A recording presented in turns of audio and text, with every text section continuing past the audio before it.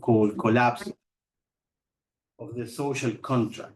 I mean, how did the West react to this point and to the second point you made, which is about the shift in the global distribution of power? And what I see there is a reaction mainly focused on how to put societies back in motion and how to stimulate growth via industrial policies. What you see in the United States, in Canada, in Brussels, in Australia, in Japan, in South Korea, is a rehash of the old industrial policy, but with a greener angle, right? And I think that's okay, and this is what I could do if I had the money to do that. The problem is that the Global South lacks the budget to do that. The Treasury Secretary Yellen said, we are investing in ourselves. Okay, that's a very realist perspective, but what about the North-South interaction? And what I see there is that the industrial policy is a reaction to a shifting capitalism and to a shifting global distribution of power, but mainly concentrated in the global north. The downside of this is that the global north lacks a philosophy of global development. You used to have, I mean, with all the contradictions that the so-called Washington consensus had, there was a plan, there was a narrative on how we could move towards a more developed global order. That global narrative is missing. You have a concentrated domestic reply to a global challenge. So what happens with the Global South? We don't have the money, we have strained budgets. Finance is not coming from the north to the south as expected. So one alternative is hedging, is avoiding taking sides, get China in, get India in, get Asia in the game. And of course, that alternative comes with challenges because we are dealing with authoritarian countries, with countries that reject some fundamental things in the global order, such as democracy, human rights, and so on. So to put it in a more systemic way, I could say that the reaction to a shifting global distribution of power in the north comes via industrial policy. And the reaction in the global south comes via hedging, because we have no money to do other things. Just so I understand, is the hedging a direct result of the fact that the U.S., its allies, don't have a policy? That's bigger than that? That's my point. Yeah. My second point regarding these two observations is I want to bring Adam Watson. Adam Watson referred to raison de système, reason of system, instead of reason of state, raison d'état. As you know, reason of system was the idea that it pays to make the system work. Right? And what I see today in this shifting distribution is that big powers are losing the incentives to make the system work. We are losing this reason of system. And that's the main challenge I see ahead of a multipolar order. And then to move right to the connection between the global order, UN and G20. I mean, I love how you link the different angles and how you develop an argument that we are headed towards a multipolar war. In that multipolar war, we are seeing the rise of the global south, regions becoming quite more important. Maybe we are heading to a more regionalized globalization or regionalized global capitalism. and there you have in that multipolar world, we will have a set or 4 or 5 big powers conforming a kind of steering group. There you have G20 as the central venue for this steering group. You have the US, you have Brussels, we have China, we have India, but also Indonesia and Brazil. So for me, it's the ideal venue. I could paragraph Churchill when he said his critique of democracy, and I could say the G20 is the worst global venue except for all the others. Right? And I like the idea of the G20 being above the global bureaucracy, not at the same level of UN agencies, because the challenge is to being, absorbed by the men in black, to put it somehow. So that's a very interesting thing, which is different from our brief, as I see. And also you said the G20 as the ideal venue for North-South dialogue. I like this observation, and the need to isolate G20 from the news feeders. We put it in another way. We critique the lack of transparency in the G20, and probably you're right. This idea of having a more informal, off-the-record venue could be more efficient to reach some consensus. The Troika, we didn't think actually about the European Union model of Troika. I think it might work as well for the G20. But your last point, strikes me as a bit problematic. You say, can we avoid geopolitics? And you say, no, we cannot avoid geopolitics at the G20. We mentioned the idea of creating synergies and addressing other issues. But at the same time, I think that if we agree that the G20 is the ideal venue for North-South relations, I actually don't see geopolitics as being a fundamental North-South issue. For me, geopolitics has to do more about global North, global East relationship, not global South. So I think I am a bit more optimistic in this point. I think there is some margin to avoid a global geopolitics, because to some extent, when countries practice this hedging strategy, what they say is that, we don't want to get involved in your competition, because our agenda is more about global development, global health, climate mitigation, how to end poverty, how to end inequality. It's not about geopolitics.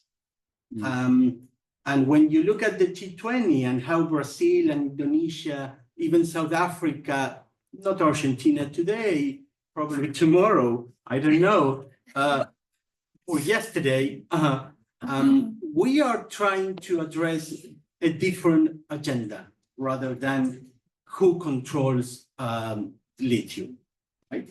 Or who controls the critical minerals. If you look at the G20 challenges ahead, you have global development, global health, climate mitigation.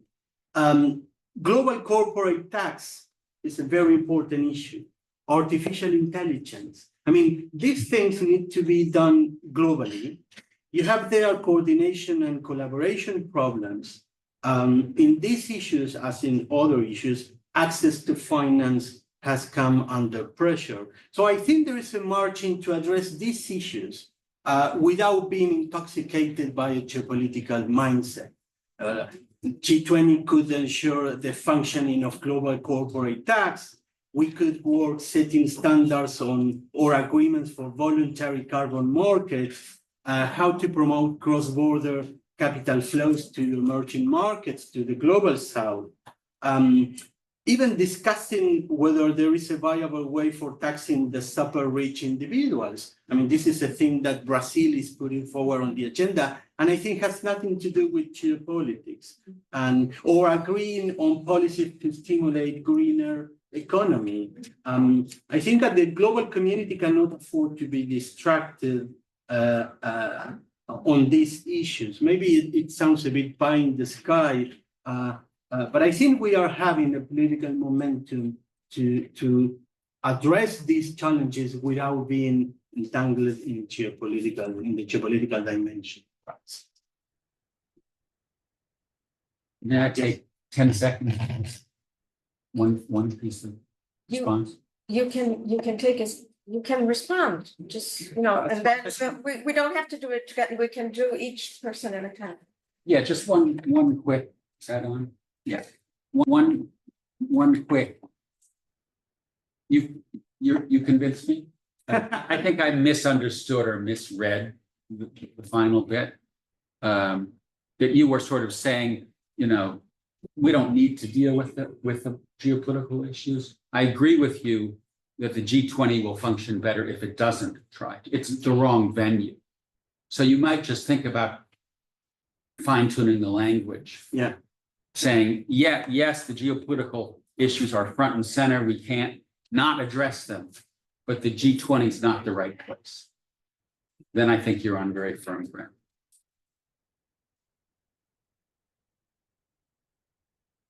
Yeah. Do you want to address other issues that Frederico mentioned, because we can do this in stages? No, I've talked enough. Let's hand off. Okay, Anna?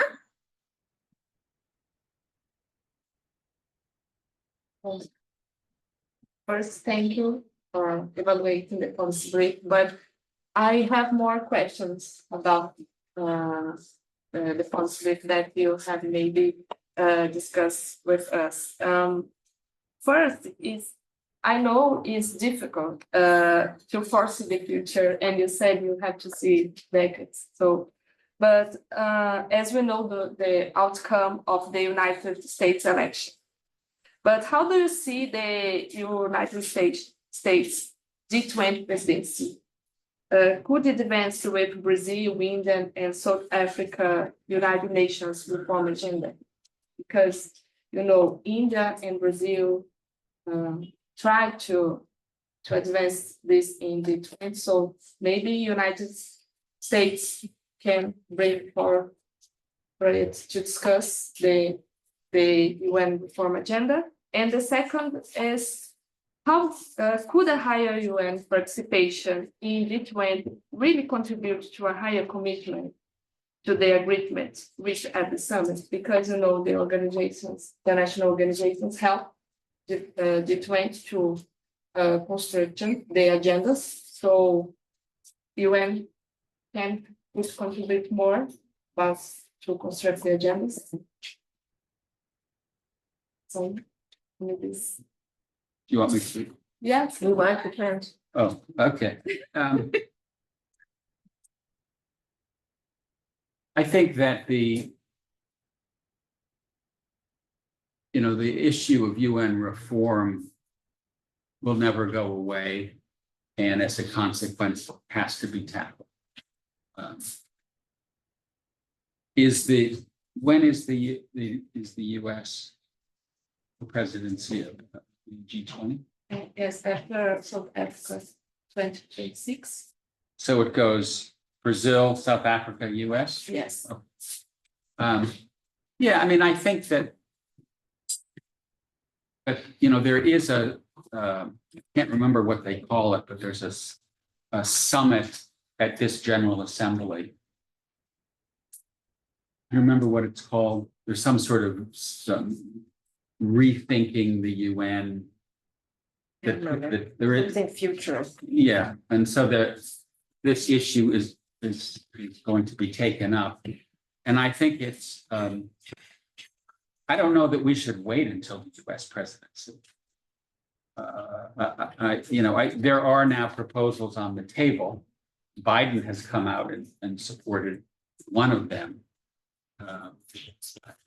I was just in a meeting. I think I mentioned this to you yesterday with Antonio Patriota, where we were actually looking at a very concrete proposal for reform that raised the Security Council to 23 and modified the veto. It was a very interesting.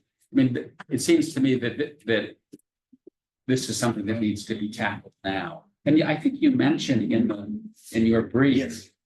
A kind of UN Security Council initiative, and I think that's very important. Do I think it will? It might actually happen. This is a conversation I think started in 1992, right? A major Security Council reform. To the best of my knowledge, I think only once since 1945 has there been any change, and that was the addition of, I think, five members. When was that? In the 80s? 60s? Earlier. No. And so it's like, After decolonization. Yes. yeah. And so you kind of look at it, you think, come on, it's like, this is ridiculous. And it is ridiculous. But it's extremely hard to do because, you say, okay, Brazil and India and everyone's, well, what about me? And, but it seems to me that you have to move forward. So I wouldn't wait. I think I would press this during Brazil's presidency. I'll stop there. Okay, yeah, let me make a few points also regarding the discussion to this point. The first point I want to make pertains to public accountability. And I actually wrote an article about how these informal groups create a problem of public accountability. I don't think that there is a contradiction between putting the democratic deficit on the table, the need to address public accountability, the problems that are created by the fact that discussions are secret, closed doors, and continue doing it. So the fact that we as scholars or as political actors more generally will continue to put pressure on any decision-making process, negotiation that we don't know about and that may have impact in the way we are governed is correct. We need to continue doing that. That does not contradict what you said about the fact that in international diplomacy, very often accountability does not allow you to move forward. So for instance, if you're looking at mediation processes, which we study here at the BRICS Policy Center through GSOM, we very often look at phases, moments when nobody can know what's happening. Look at the Oslo process. If a word comes out, and you're absolutely correct to be concerned that word comes out in the most disorganized ways today, that you have complete lack of control about what is happening. This can break up the whole negotiating process. So this continues to be an issue. And still, as political actors and as scholars, we have to put the issue on the table. I mean, a lack of accountability of all these informal groups is a problem. So I think we will live with the tension. We're not going to solve it. That's one point. I think it would be interesting if we moved towards a broader discussion of what we mean by shifting power. Actually, what we mean by power. Because as you pointed out, there has been an enormous process of change if we look at GDP as a reference, right? Clearly. And this is a number, let's say, that we can relate to, well institutionalized, well established. But it is, in a sense, one dimension of power. And perhaps we should be looking at other dimensions of a power in order to understand multipolarity as multidimensional. And of course, this makes it complex, but I think we have to kind of face this.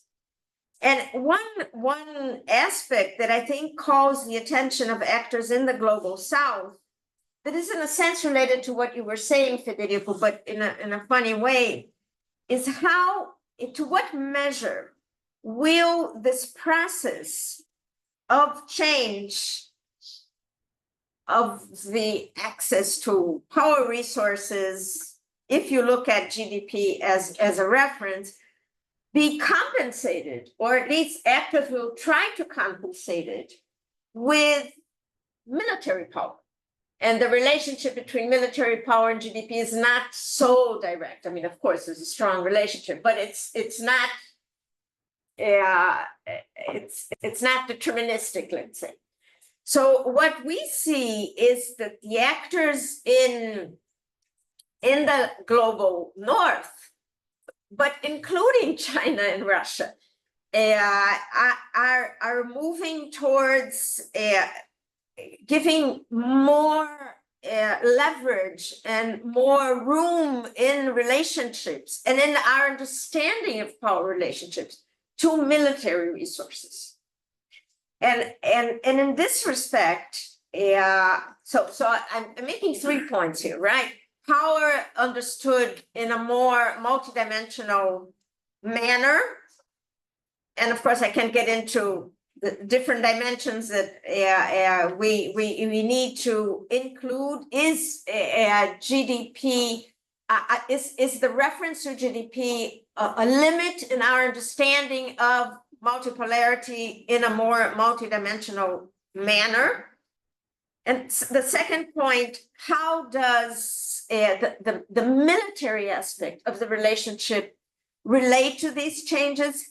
Are some actors trying to compensate? And obviously Russia has been trying to compensate with the use of military resources.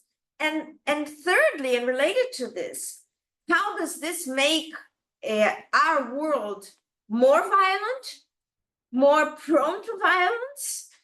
And this is, of course, for me and my research, a main concern.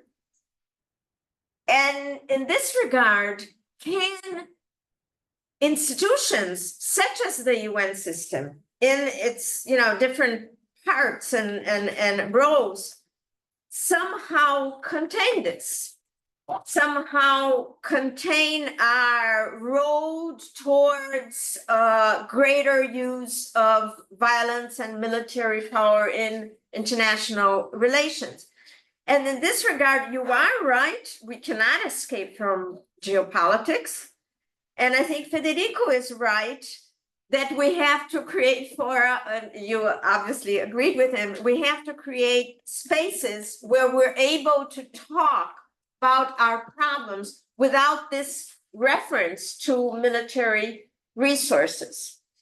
Perhaps we should also have spaces where we can talk about our common problems without having GDP as the main reference. So in a multipolar, multidimensional world, we need also other forms of institutional design, which I think include informal groups, in order to move ahead.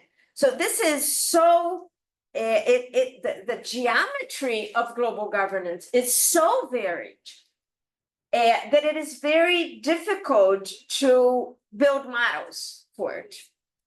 At the same time, our tendency as scholars is to want to simplify in some manner this multi-dimensional, multipolar world in order to be able to say something about it and to give advice and to understand what lies ahead in the next few decades. So I think that we, in a sense, have to go back to our understanding of what power we're actually talking about.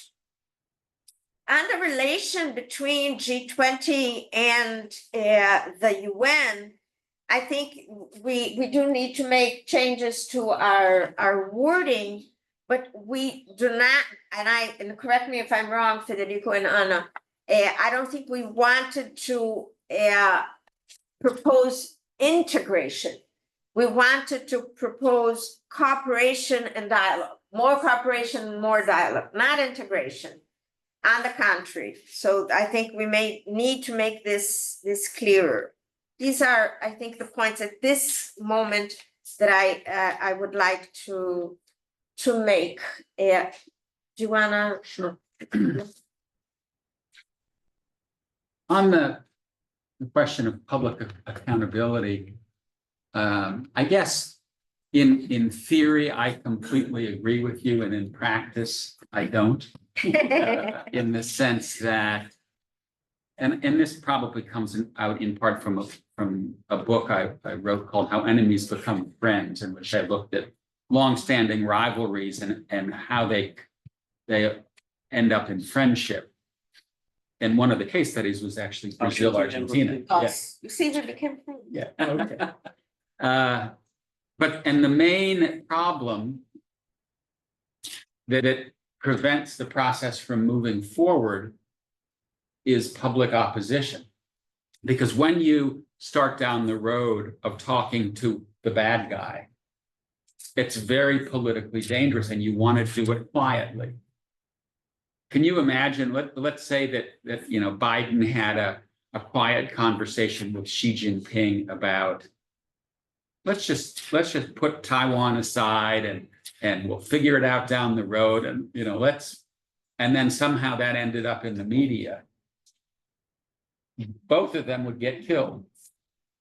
And so there's always somebody waiting in the wings to come after you because you just reduced the embargo on Cuba.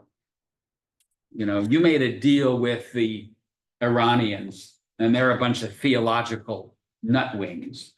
And so the ability to have those conversations quietly and to move down the road of settling scores in a world of social media and constantly is very difficult. And so I'm with you. Yeah, I don't want to be seen as saying to hell with public accountability, but there need to be more private venues for tackling difficult issues. On the power thing, yeah, it's complicated, which is what you were saying, in that if you look at GDP alone, we live in a multipolar world. Because if you look at the EU, the US, China, India, we're there. If you look at military power, we live in a unipolar. And that's because the United States spends a lot of money on defense, and it's got bases everywhere, right? There's probably a US base down the street, and we don't even know about it. We don't have any US bases. Well, you here. need some. But I think there are like 700 overseas US bases. I'm just using that number, but it's somewhere in the multiple hundreds. China has one. It's in Djibouti. They're looking for other ones, but 1 versus 700, that's a pretty big difference. But I do think that if you guess at where we will be in 20 years, it will look very different. And that's because, in general, countries that become great powers economically, over time translate that into military power. And China is doing that. And then the other thing I'd say here is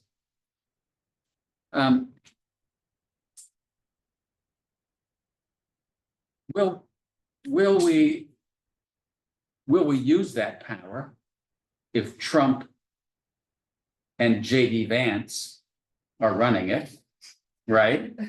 They are not, at least rhetorically, very interested in ranging around the world invading countries, which as a Democrat, I'm supposed to criticize, which I think is the right thing. I mean, we've been doing a lot of stupid shit recently, right? To put it nicely. And part of the reason that I think Trump may be reelected is because we keep doing stupid things.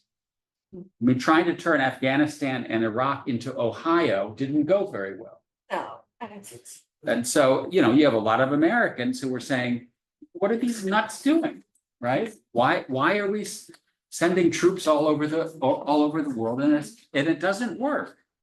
You know, the foreign policy establishment, they're called the blob.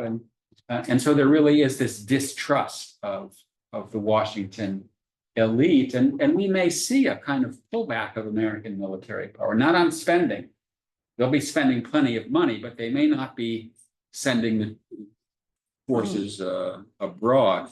But broadly speaking, I think we're in a unipolar world militarily today, and that will last maybe for another couple of decades.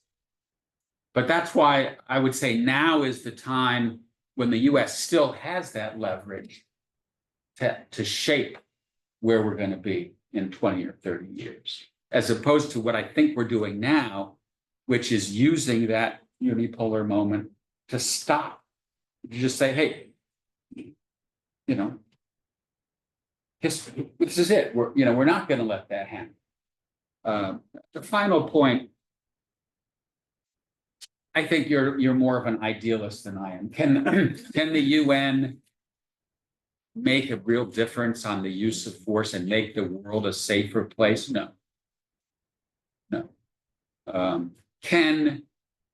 Can the United States and China and the United States and Russia, if they get in the room together and work on their differences, and yeah, I think that can make a difference. But I don't think that the UN is the place that's going to happen.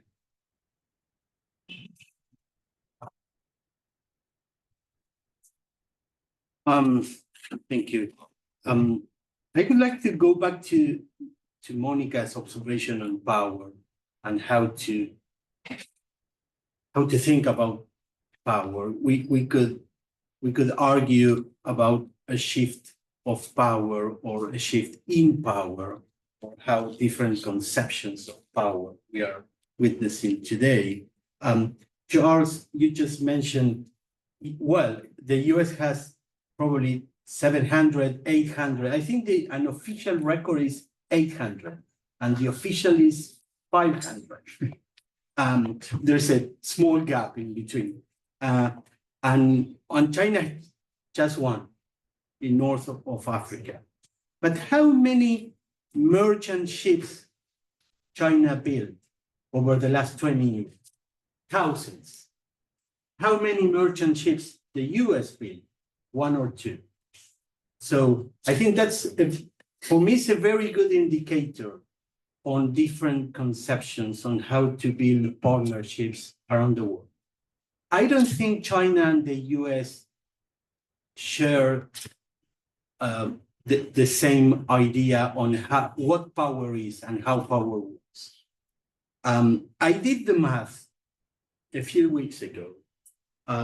If you look at the cost of war project run by Nita Crawford at Brown University, she estimates roughly $4 trillion on the global war on terrorism.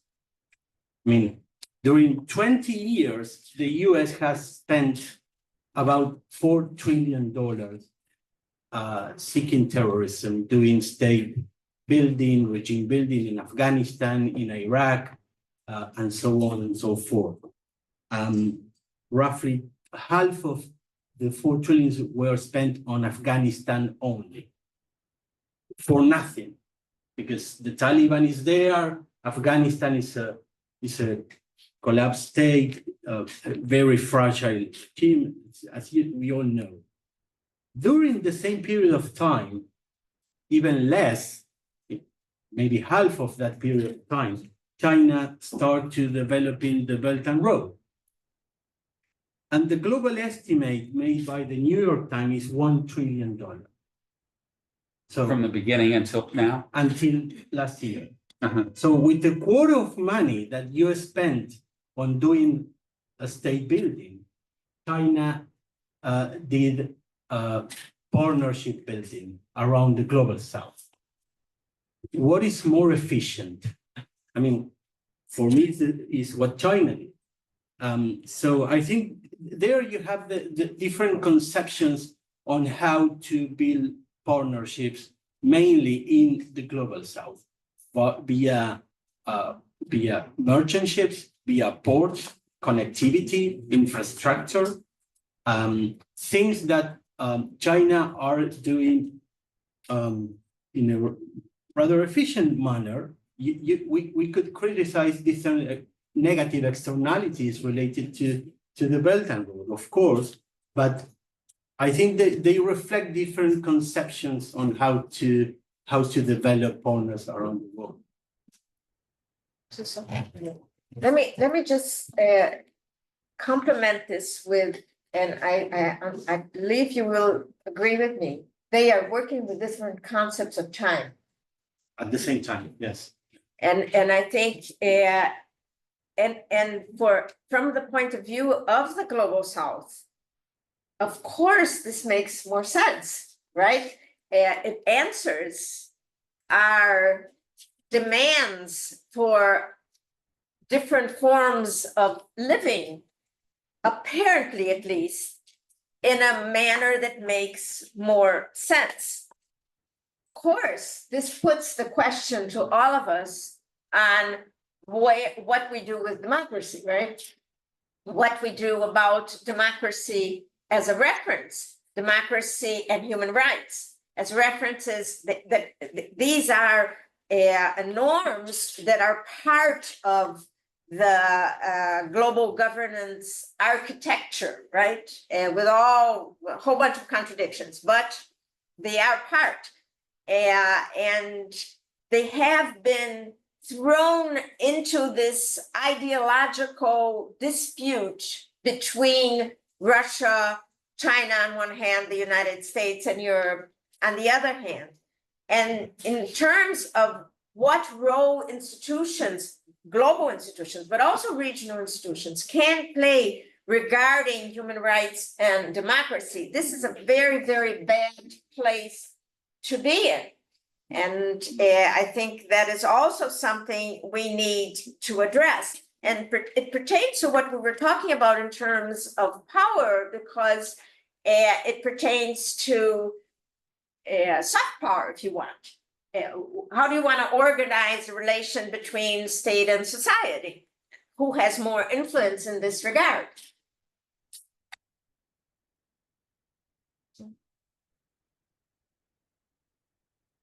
I think that these last two comments are very important, and they in some ways speak to the degree to which, despite what we were just talking about, the unipolar military world, in terms of effective influence, I would say we're in either a multipolar or a bipolar world, simply because, we're spending, as Frederico said, $4 trillion to turn Afghanistan into a failed state, while China is building ports and bridges and investing in soybeans.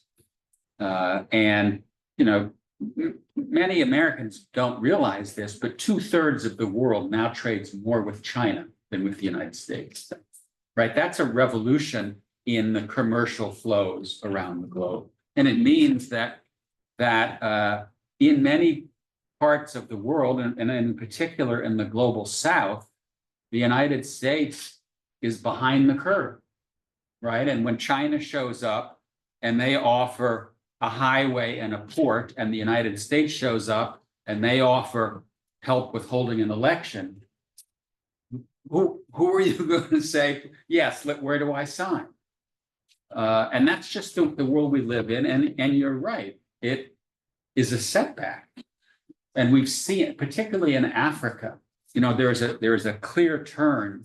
And one of the things that analysts say, and I'm not an African analyst, but it's because China and Russia are playing their game. United States is sort of not there anymore.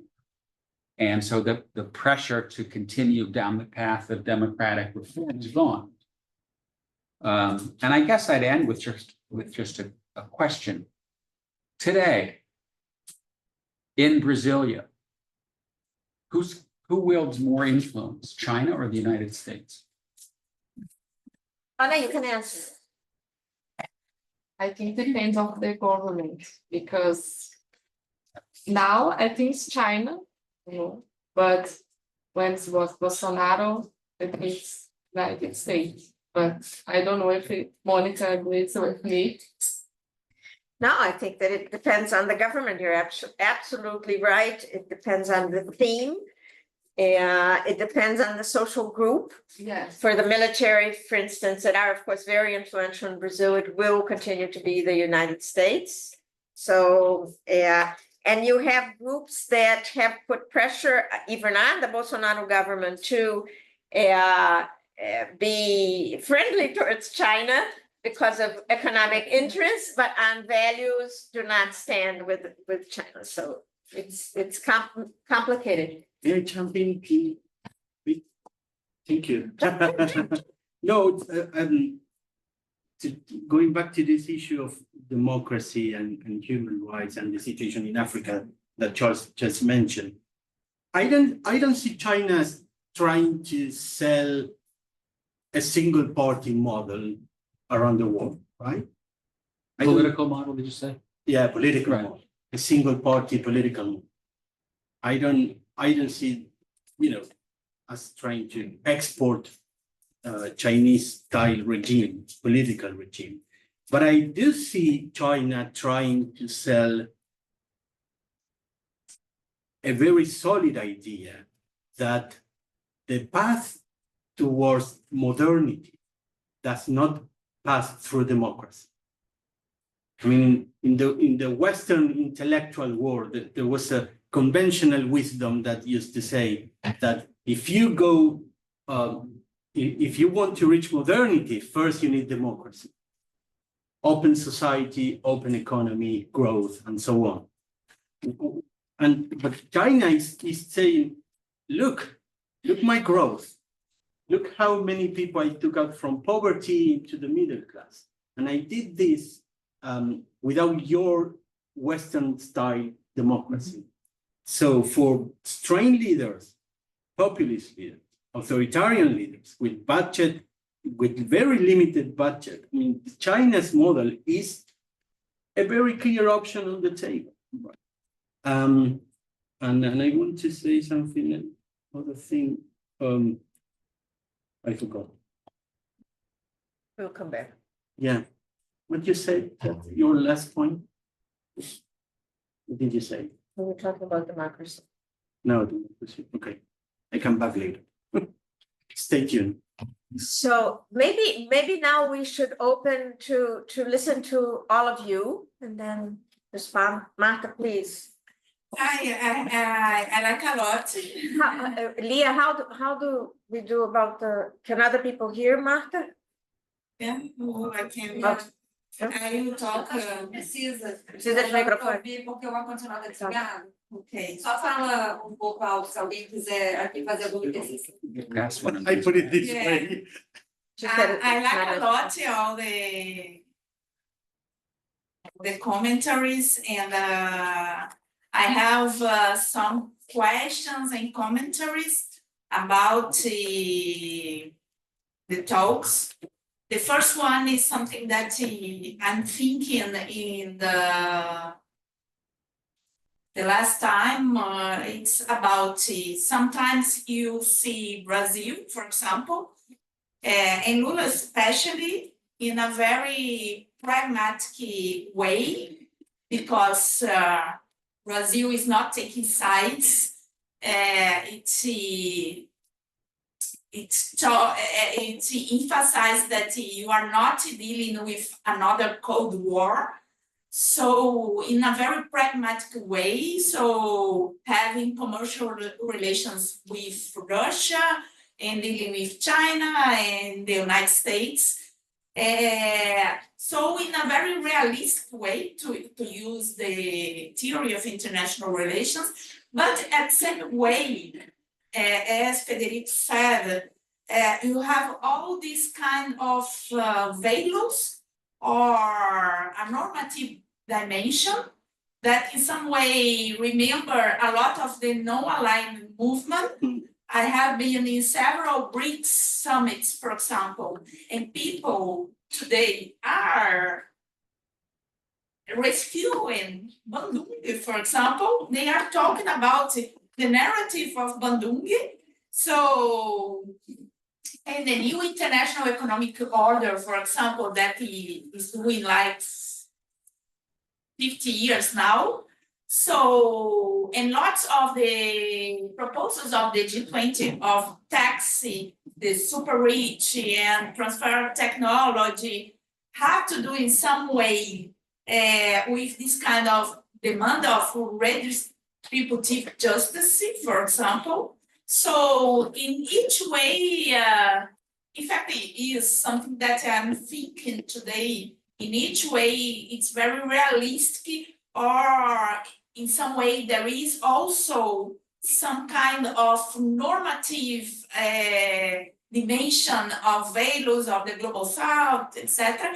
I'm thinking a lot about this, about China and the United States. I think that, in fact, Bolsonaro government is taken aside, very much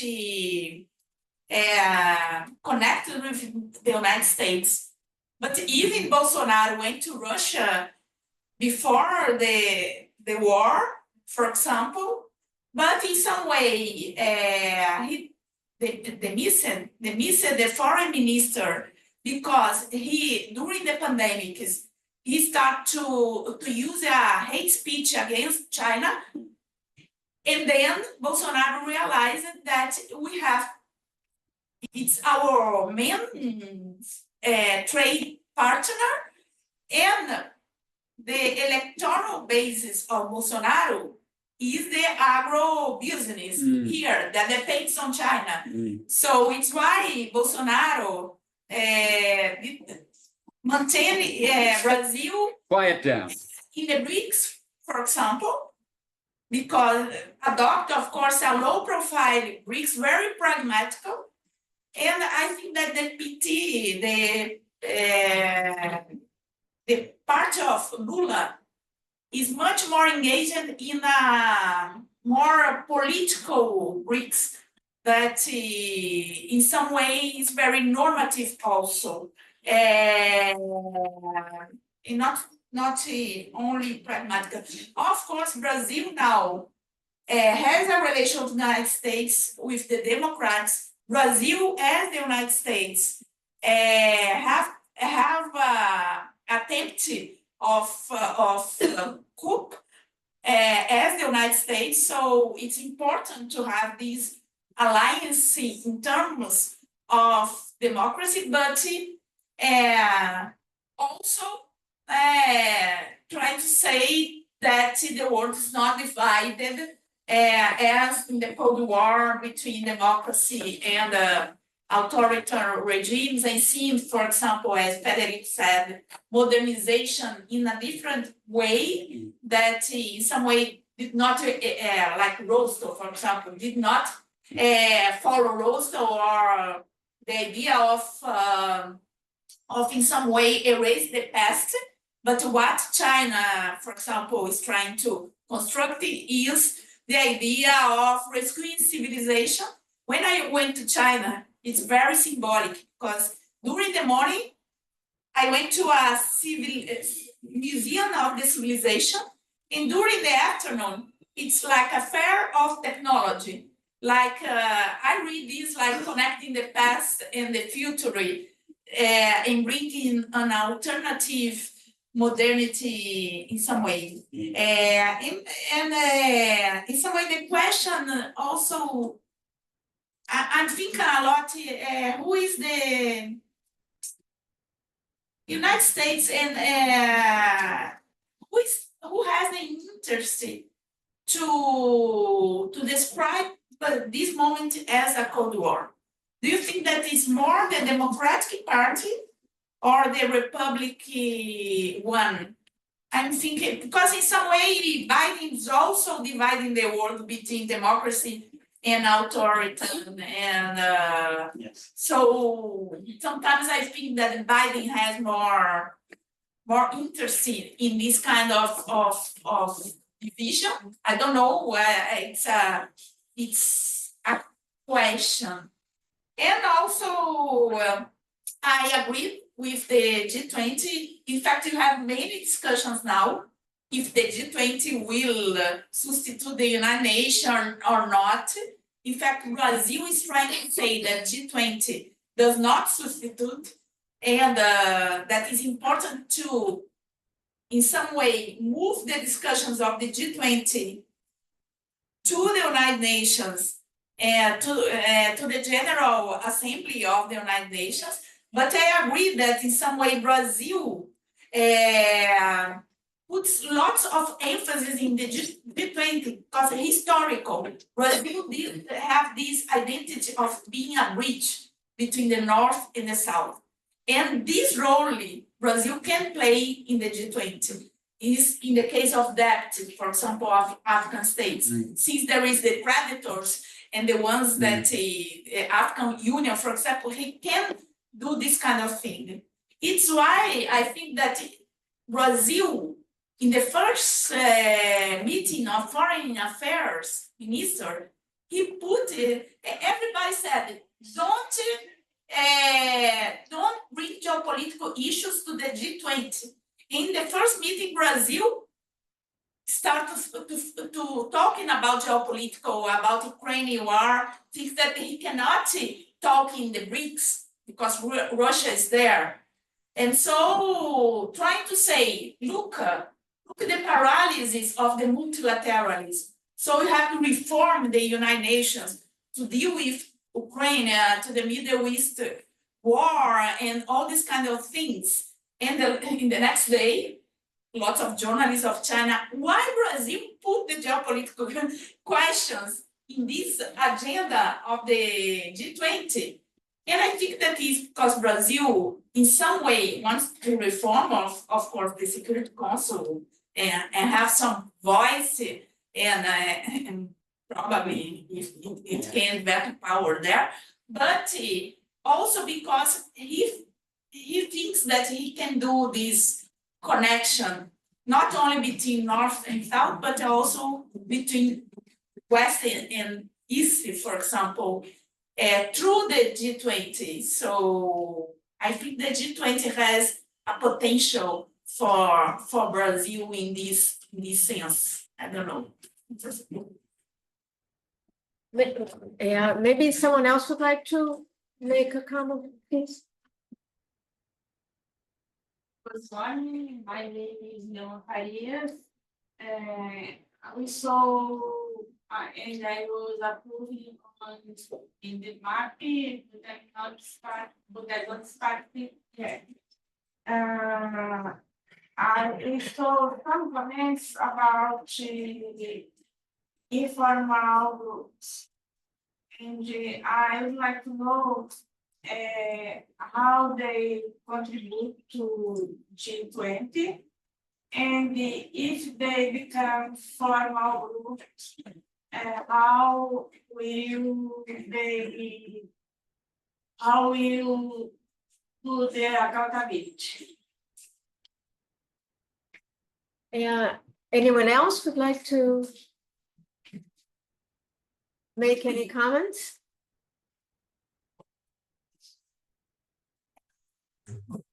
Okay. Let me see if I have someone. Okay. Okay. But you can go ahead and. Okay, so do you want to respond to Martha's comments or? They were very interesting. Maybe I'll just respond to the question of the Cold, who stokes the Cold War more.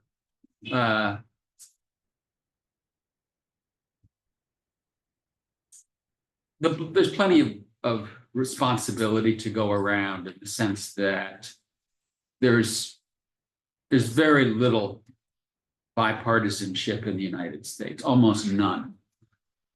The one exception is China. And so anytime you want to try to sell a piece of legislation, whether it's infrastructure, the IRA, semiconductor investment, you sell it by saying, we need to do this to deal with the China threat. And I expect that, like last time, Biden and Trump, assuming it's Biden, will try to outdo each other when it comes to being tough on China. It plays well in the American electorate. That having been said, Biden is more ideological than Trump in the sense of democracy versus autocracy. The free world. Yeah. Yeah. And I agree with what Frederico said in that, I think that China doesn't want to export Confucianism and one-party rule. It doesn't really care. You want to be an autocracy, God bless you. You want to be a democracy, that's fine too. You put it well, that there are multiple paths to modernity. And as long as the rule book doesn't say that you have to become a liberal democracy, I think the Chinese are happy to live in a world of pluralism and ideological diversity. And the United States is not, which is a problem. Right, we've got this kind of exceptionalism thing going, which is the idea that we need to go out there and take manifest destiny on the road and turn everybody into an American. And that's kind of where the Democratic Party is still coming from. What's interesting is that the Republican Party is now split. You have a kind of centrist / neoconservative faction, the guys that ran the Iraq War, and they want to go out and change the world. And the idea that, what is Nikki Haley's view of China? Quote, China will end up on the ash heap of history, right? We will take them down. We will destroy them. And then you've got people on the MAGA, the Make America Great Again side, who aren't particularly ideological. Trump, I don't think he cares about you're a democracy, you're not a democracy. He doesn't really care. And I don't think J.D. Vance cares. And so we may be in a, and this is a kind of curious outcome because I'm not a Trump supporter. We may be in a somewhat safer world in a Trump grand strategy than in a Biden grand strategy, because there'll be more, hey, that's okay. Everybody doesn't need to be a democracy. But that's just a guess. I would say right now, the United States and China are heading down the path of a new Cold War. And it will be difficult to avert it. And for me, it's one of the key issues that we all need to address. Because if that happens, everything that we're talking about here is out of reach. You can't have global governance or serious work on climate change or serious cooperation on nuclear proliferation if there's a Cold War. But the world can't afford that, right? In the 20th century, there was a Cold War, but that was kind of okay. You guys are over there, we're over here. You do that today, we in a heap of trouble. And so one of my fundamental questions is, can we find a way of getting the United States and China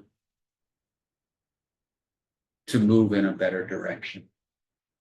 That's central to creating the sort of global governance structures that I think we all believe are necessary.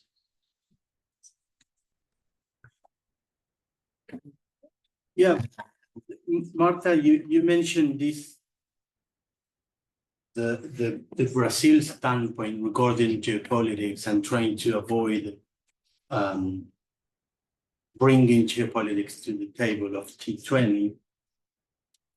They should put a sign, on the meeting rooms, turn your geopolitical mindset off. Yeah. And I think there is a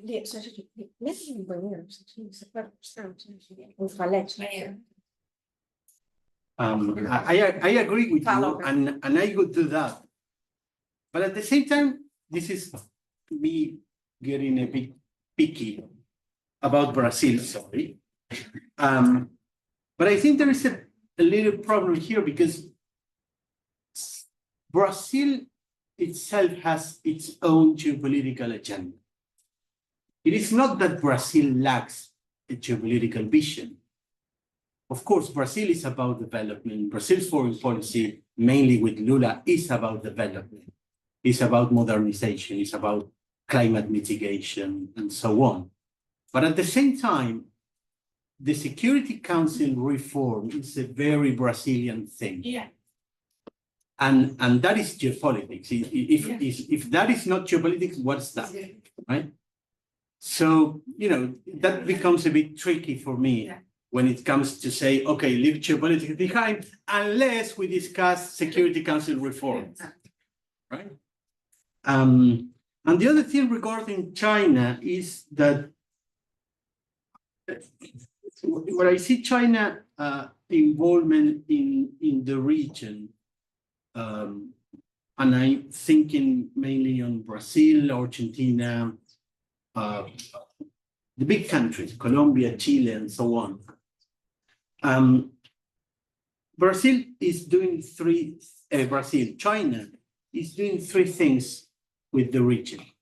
They are building partners with resource-rich countries that they needed for the energy transition, right? And for feeding millions of Chinese, they need us. So that's a trade agenda which is very solid. In Brazil, in Argentina, even in Chile with a neoliberal angle, but China is very important for Chilean trade, right? So they build trade partners. The other thing they do is they are buying silence. They are buying silence regarding China's red lines. Hong Kong, Taiwan, the South China Sea, Uyghurs in Xinjiang. I mean, if you don't get, these topics to the table, everything will be okay with you. So silence for them is very important, mainly in the global South, which is the majority of countries at the UN General Assembly or the Human Rights UN, the UN Human Rights Council. And the other thing is votes at the UN agencies. I mean, Chinese public officials, diplomats, are getting very much involved in the UN itself, in the plumbing of UN, running telecommunication organizations, standard settings agencies, and so on. Very technical things that US is distracted from these agencies, but they are getting in there. And for those appointments, you need votes. And where are the votes? In the global South. So I think that's the trial China is pursuing in Africa, in South America, and so on. Let me just address your question on The thing with informal groupings. I think that they will be playing and have been playing a major part in global governance, and there are many Gs available. The G20 is just the best known one. And normally what you have is very, very little knowledge about what takes place and very little participation, which is another aspect of democratization in global governance, very little participation of NGOs, of social movements, and that have been brought into the UN as very significant participants in setting agendas, sharing knowledge. Within this world of informal organizations, you don't really see that much. So I think it is an issue to be addressed. I mean, it's and of course, one way to think of this is establishing more dialogue between these informal groups, not only the G20 and the UN, where you have channels for greater participation, particularly if you're talking about NGOs. But I would just like to caution in regarding the issue of a very clear dichotomy between informal and formal. Of course, there are in the case of the UN system, everything is very, very formalized. But if you look at the Gs, let's say, their level of institutionalization differs a lot. So in the case of the G20, though you don't have the structure of an organization, you have a very significant level of institutionalization, as we are seeing now with the G20 here in Brazil, because there are patterns of behavior that have been established. And Brazil created the G20 social, the international, the informal groups are participants. So I think it's a greater start to more accountability, the agreements with these informal groups can help to constitute, like to build these agreements. And I think in G20, these informal groups have been too important part to discuss and write the final tests. I don't know if you agree with me. So I think the G20 social that Brazil created greater start to, how can I say, formally More participation of the. Sure.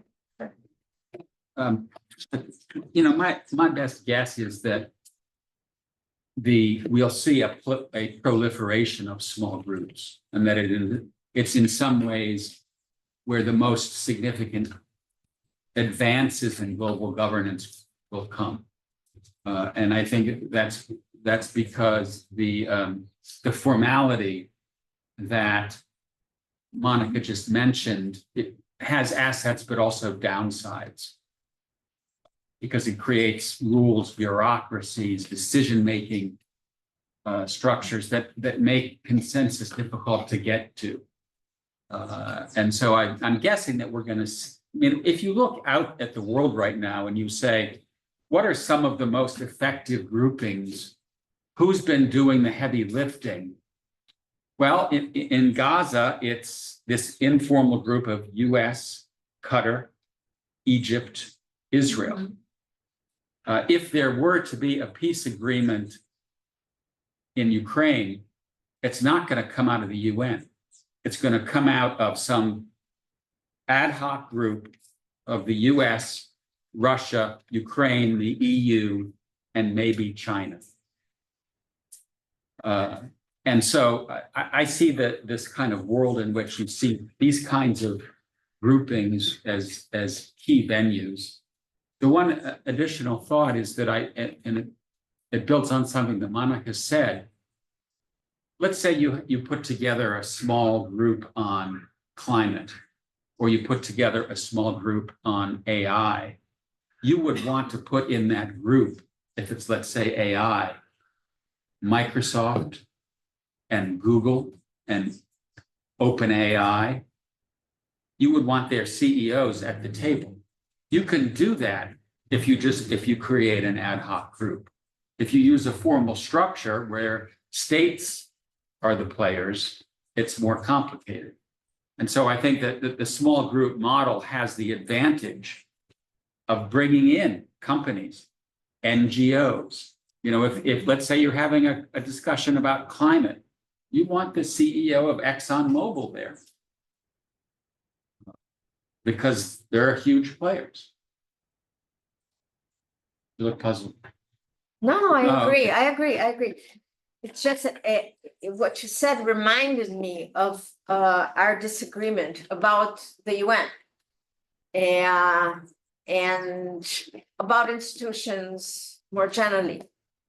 But I'm very interested in the specialized agencies of the UN.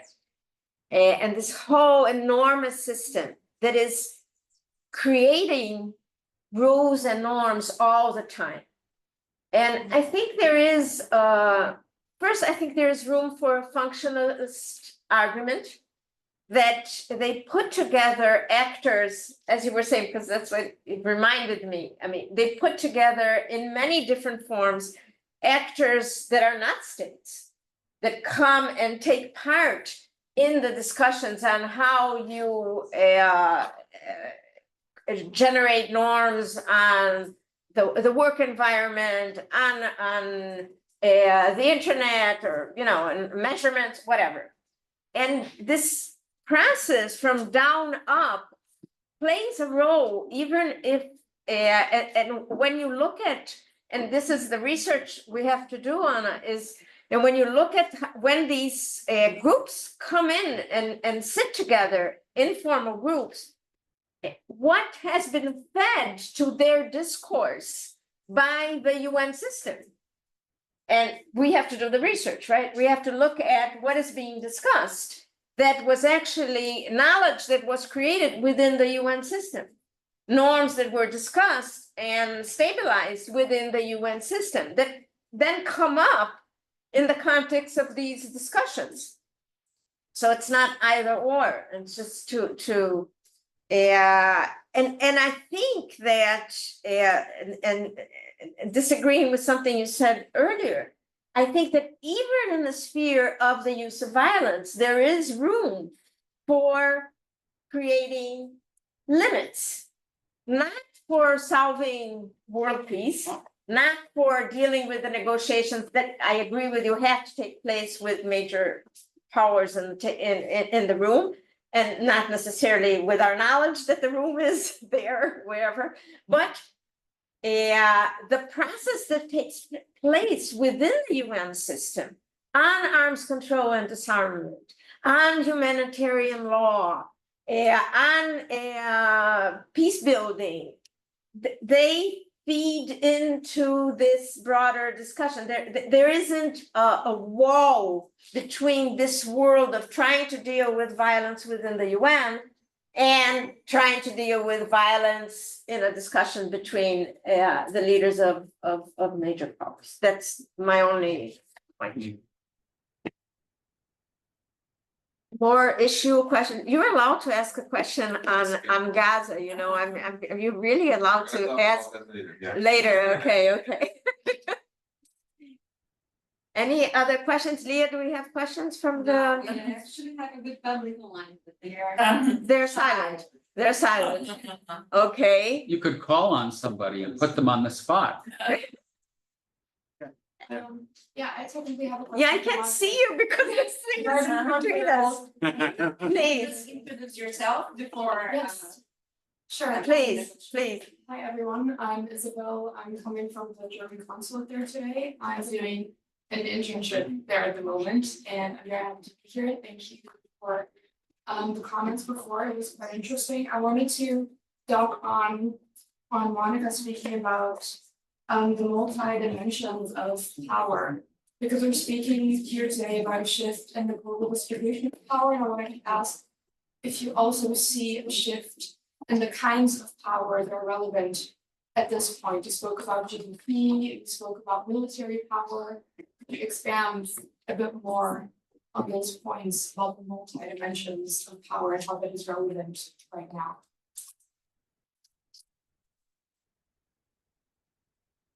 Let me just, Charles, take advantage of this question. And when you were talking, you mentioned something that I was wondering if you could talk more about. You mentioned sites of thick global governance and regions as sites of this, something you called thick global governance. Could you explain that better, please? Because that seems very interesting. Thank you.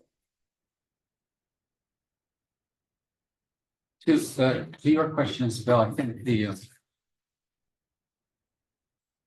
one way to get at it is usable power, in the sense that you have these various different dimensions of power: economic, military, ideological, etc.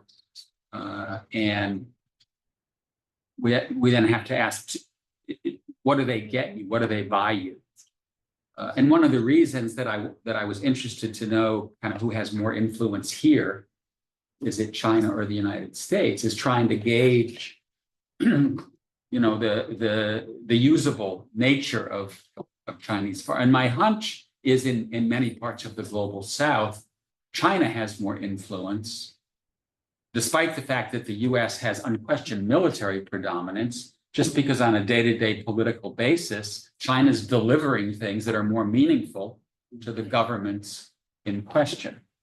A second issue that I think is important, and I kind of referenced this before, is the domestic side of things. And in your country, for example, you're going through this big internal debate, Zeitenwende, and what does it mean? And if you're spending 100 billion euros on defense, is there an accompanying shift in the readiness of the German public to think geopolitically? Because that's about creating a Germany that can go fight wars, right? And right now, I would say the jury is out. Yes, you're spending 100 billion, but I'm not sure the German public is ready to go fight wars, which may be a problem. And then the third dimension is the unusability. I think in some ways there's been a discount in America's military primacy, in part because we've been fighting these wars and losing them, right? The United States really lost the war in Afghanistan to a bunch of guys running around with Kalashnikovs, right? We had F-16s and Tomahawk missiles, but when you're fighting a local insurgency, they don't do very well. We had the same problem in Iraq. And that, in some ways, discounts the utility of the military force. So that's all to say it's complicated. To your question, Monica, I guess what I have in mind is that locally, and by locally I mean within regions, I think it's easier to achieve a consensus on norms of all kinds than at the global level. And so what I guess I'm kind of trying to articulate is this multi-level approach to global governance, in which at the regional level, there are fairly developed, articulated, ambitious sets of norms and guiding rules. And then as you go up to the global level, or to the G whatever level, you get an attenuation. And I think that's the best we're going to do, because the US and China, there's going to be fundamental disagreements about a lot.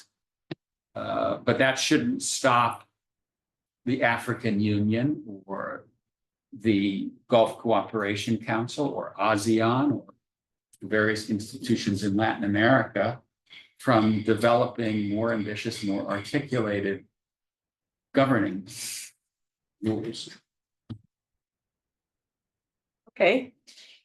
So we have a question. Leo, would you read it? From I the, don't have my glasses now. from the audience. Considering the urgent need to reform multilateral development banks and the international financial architecture to make them more inclusive and efficient, in what ways can the G20 lead and significantly influence these reforms? We're going on. What specific strategies can be adopted to ensure that these reforms promote the economic empowerment of Afro-descendant populations who have historically been marginalized in the global economy? Okay, you want to start? They didn't address to one person, but I think we can do it wrong. Happy to just take the first swing at that one. An easy one. Yeah, I think that, and it's come up already in our conversations, that the global architecture, whether it's the UN, the World Bank, the IMF, they have to be updated to a changing world. And it's hard to do because countries like the United States don't want to give up their power. It's already happening in the UN. And if you look at the UN, the Chinese have used their role there to get an enormous amount of slots, and they have growing power in that organization. It has not yet happened in the World Bank and the IMF, but they are pressing for a recalculation, I guess is the right word, of voting shares. And it has to be done just because these organizations should be reflective of GDP and population and the other kinds of numerical indicators that are supposed to be used. And then I do think that the agenda has to shift. And you know, there are two things that are particularly, I think, pressing. I was in a meeting the other day where someone, I might even have a little notepad here, but the number of people that are food insecure or are living well below the poverty line in the world today, I don't want to waste time looking for, but it's mind-boggling. And there has to be a kind of broad effort to deal with poverty in the global south and food insecurity. And as I think, Frederico, you were the one who mentioned the sort of the model of development. You know, the Washington Consensus is dead, and there's been no real articulation of what comes next. And I do think that part of this conversation that we're talking about today, speaking to the question, is, well, we need a plan for global development that brings hundreds of millions of people out of poverty. And as far as I know, that conversation isn't even happening.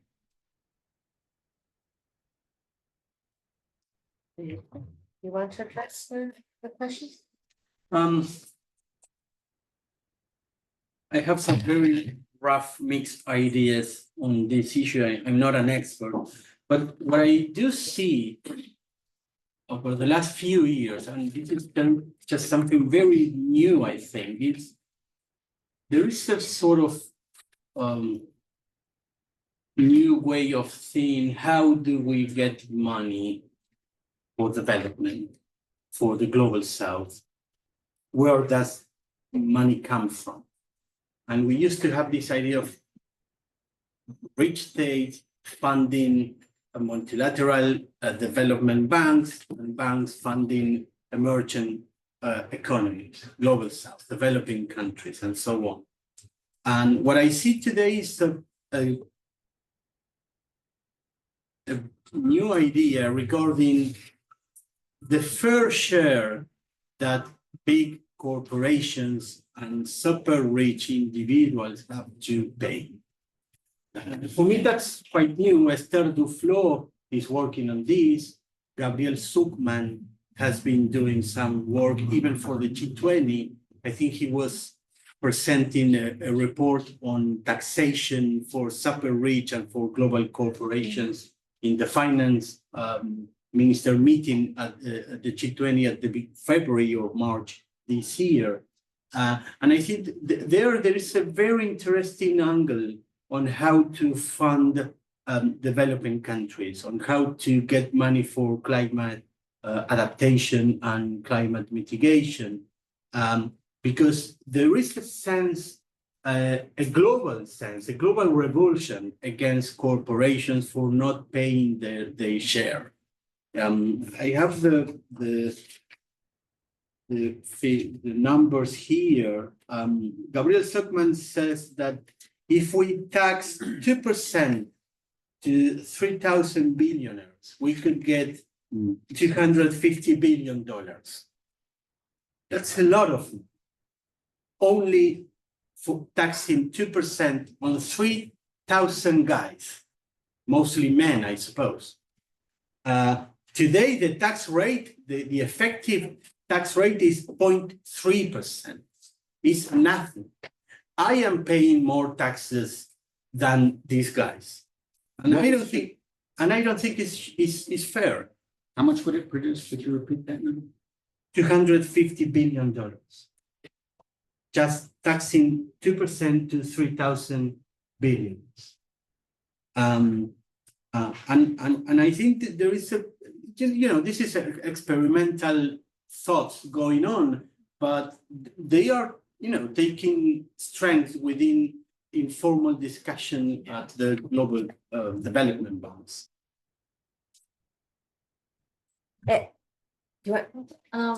I just said that we have the other problem is, sorry. We have the other problem that is the indebtedness of the South Globe, because G20 has trying to discuss these issues, but they advance not much. So the indebtedness of the South Global is a question that Brazil's especially try bring to the table to discuss better than others G20s. Let me just add, and I think this is related to what you're saying, Anna. Of course, there is an issue in terms of a reform of financial institutions on institutional design, right? How institutional design expresses relations of power. That's one issue that you mentioned. There is the issue of distribution, right? And a fair distribution of resources. And that is an issue that taxing can face. But there is another level of discussion, which is the structure of the financial system. And that pertains to indebtedness and also other issues related to how the financial system is structured. And these institutions have not been available for this debate. I found the numbers, so I'll just throw them out. In 2022, 780 million people faced chronic hunger. Today, 61% of Africa's citizens face moderate to severe food insecurity. Tremendous. Those are big numbers. So on this note, is there anything else anyone would like to put on the table, ask, comment? So now to end our discussion, you will tell us what's going to happen with the American elections, right?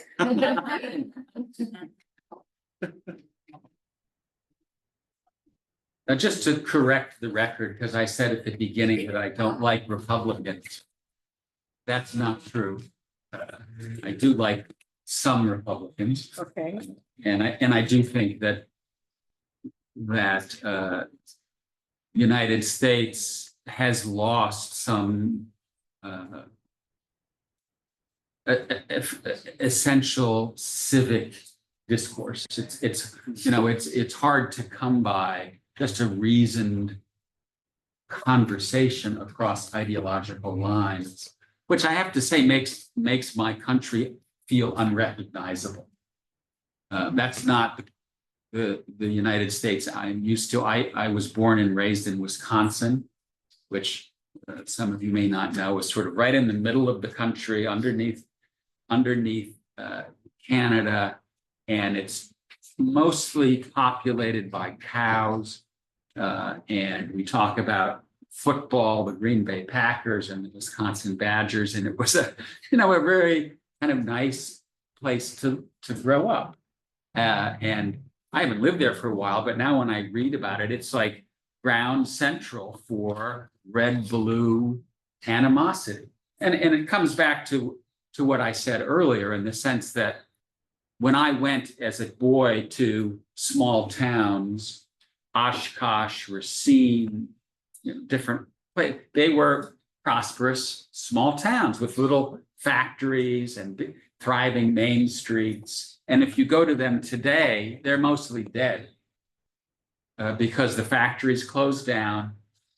A lot of the schools didn't have enough students. And so I get it. They're now angry. And that's why you now have a lot of political animosity in the country. But it really is quite distressing to me to see how divided the United States is. And I don't see it getting better anytime soon, in the sense that this is a generational project in which we need to figure out how to get working Americans back up on their feet. Maybe that makes me a Marxist in the sense of being an economic determinist, but I think at heart, this really is about people feeling insecure, economically insecure. And that then conflates with identity politics, anti-immigration sentiment, and the degree to which there is a sense that the left behinds are at war with the rich, globalized, digital elite that live on the two coasts. Politically, as someone that's not a Trump supporter, things look bleak. You just kind of, the two images that you can't get out of your head that in some ways speak to where we are. One image is Joe Biden on the debate stage, mouth open, eyes kind of glazed, looking like he's not there. And the other image is Donald Trump, blood coming down his face with his fist in the air. And that's, those are the big images that are in the minds of the American public right now. And it tells you that right now the Democrats are in trouble. And then the big question on everybody's mind is Biden going to stay in the race? And I don't know. I don't think anybody knows. I don't think he knows. I think for now he is staying in the race. He thinks that he's the guy to defeat Trump. That, as he keeps saying, one bad night should not destroy 3 years of hard work and success. And I agree with that. But I do think that he and Jill, his wife, and the people around him, they just need to, this is in some ways a factual issue. Was that one bad night? He had a cold, he was exhausted, and in general, he's all there and he's up to the job. Or is he an 81-year-old man who is experiencing some level of cognitive decline, in which case it would be dangerous for him to be the president of the United States? Because you don't want a president sitting in the Oval Office having a bad day when Putin decides to use a nuclear weapon in Donbass.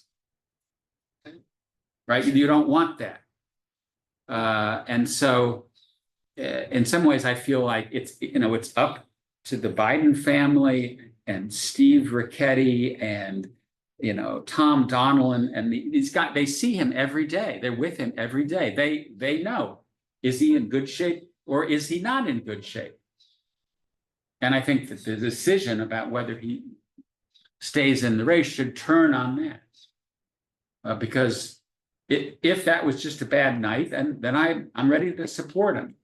You know, if he's really experiencing something that is more programmatic, then he owes the nation a different candidate. Okay, thank you all for being here. Thank you, Ana and Federico and Charles for coming in.